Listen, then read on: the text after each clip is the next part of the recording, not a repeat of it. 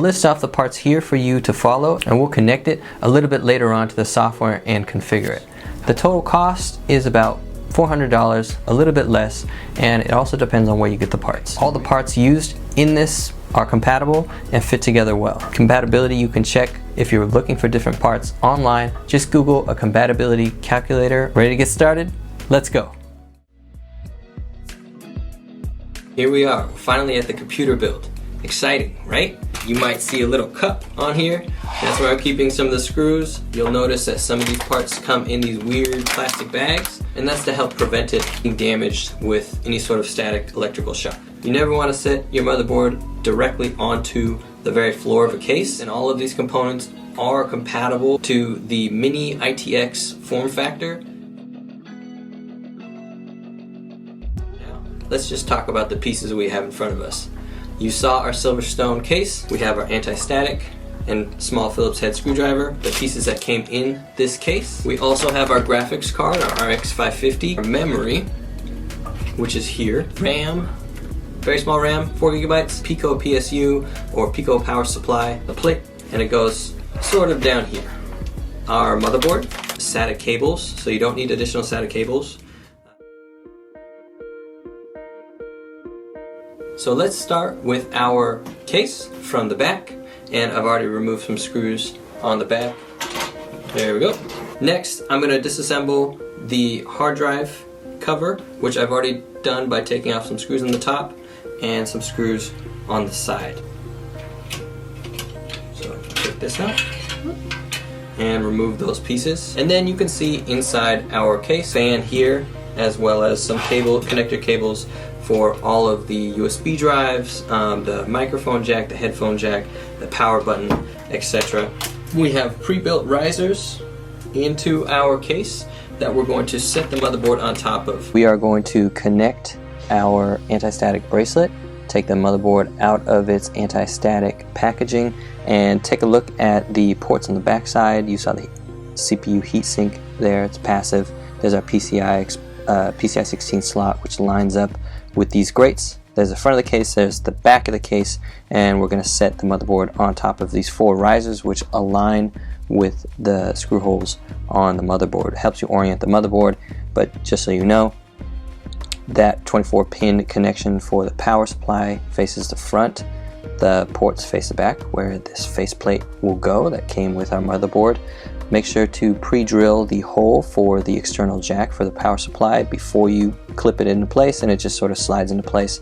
Will align with the ports on the back of your motherboard, which will also help you align the motherboard on the risers, so it's really easy to just screw it down once you slide this into place. The external jack will go through a little hole, which I drilled next to the very far left-hand side of the back faceplate.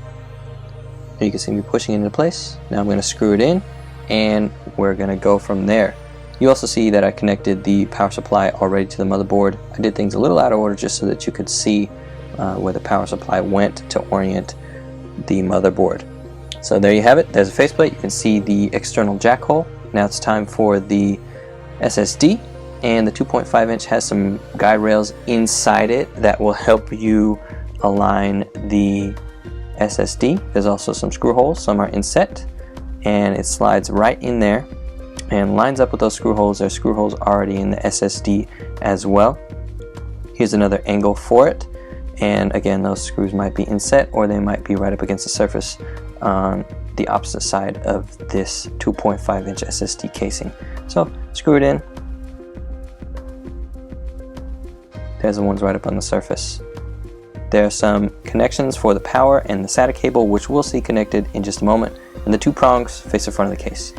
Orient the power supply like this, and make sure to support it with your fingers underneath the motherboard once you push it into place. It goes to the very far left-hand side if you're looking at the front of the case in the pin slots. It's not going to use all the pin slots.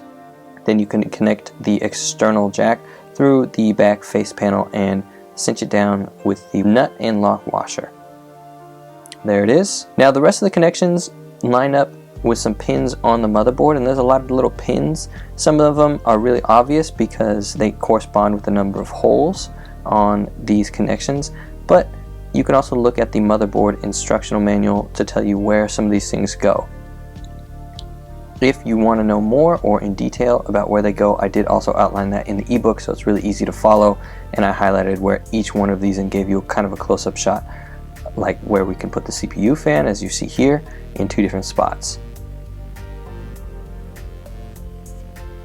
These little guys are kind of hard to place just because it's so tiny. Letterings face the front of the case, and I gave you a close-up shot of what that looks like in the ebook as well. There's a SATA cable, going to connect that, as well as the black cable from the PSU that connects to the SSD. They both have a little L shape that matches up with the port. Undo the clips on either one of the RAM slots, slide in there and redo the clips, and then it's time to put in your graphics card. So you can do away with the covers on the graphics card slots, but keep that little L-shaped piece. You'll need that later. Align the slot with the port on the motherboard and slide it in there. You'll also need to undo a clip that's on the very back of the PCI slot, as you'll see here in just a moment. Here it is, before you slide the graphics card in, and then replace it once you slide the graphics card in. Align the graphics card with the back of the case again, put that little L-shaped metal piece, screw it back down, and the grate covers you can do away with. There are also some plastic pieces in the case that come with the case where you can organize the cables and make sure that they're off the heatsink, off the GPU, off the motherboard, things like that. Alright, everything's in place. Now you can screw down your SSD casing.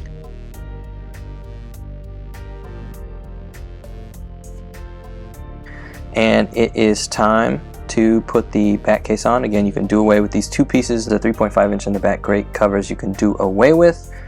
There are 4 screws that hold in the 2.5 inch SSD. And then once we put the back case on, there are 4 screws that hold the back case on. It kind of slides on just like we took it off.